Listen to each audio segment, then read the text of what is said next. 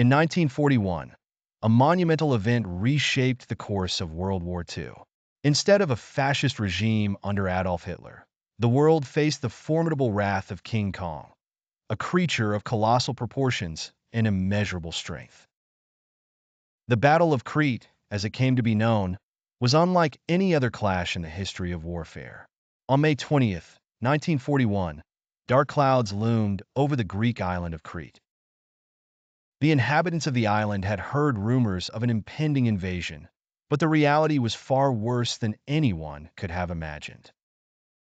King Kong, leading an army of wild beasts, emerged from the depths of the sea. His roars echoed through the valleys and mountains, striking fear into the hearts of soldiers and civilians alike. The Allied forces stationed on Crete, consisting mainly of British, New Zealand, Australian, and Greek troops, were initially stunned by the sight of the gigantic ape. Their weapons, designed to combat human enemies, seemed trivial against Kong's sheer size and strength. Nonetheless, they prepared to defend the island with unwavering determination. The battle began with Kong's forces launching a ferocious assault on the northern coast. As the giant ape waded ashore, flanked by an array of fearsome creatures, the defenders unleashed a barrage of gunfire, artillery shells, and explosives. However, their efforts appeared futile.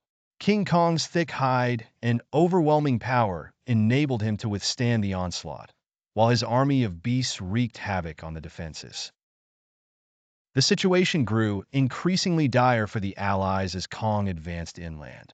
Reports of his devastating rampage swept through the ranks, sowing confusion and despair.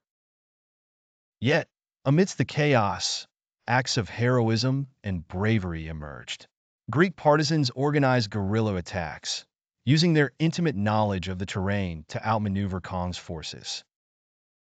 Allied soldiers orchestrated daring ambushes, risking their lives to slow the beast's advance. As the days passed, a glimmer of hope emerged. Recognizing the dire threat posed by King Kong, the Allies devised a bold plan. They would lure Kong into a trap using a combination of heavy artillery and airstrikes.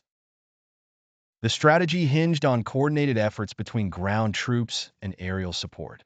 On May 24th, under the cover of darkness, the trap was set. Allied bombers took to the skies, ready to unleash a storm of firepower on their colossal foe.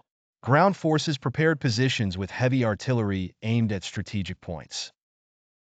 The tension was palpable as they waited for Kong to approach.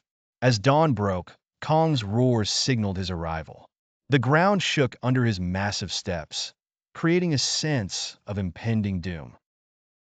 With an ear-splitting command, the Allies launched their assault. Explosions erupted around King Kong, momentarily staggering him.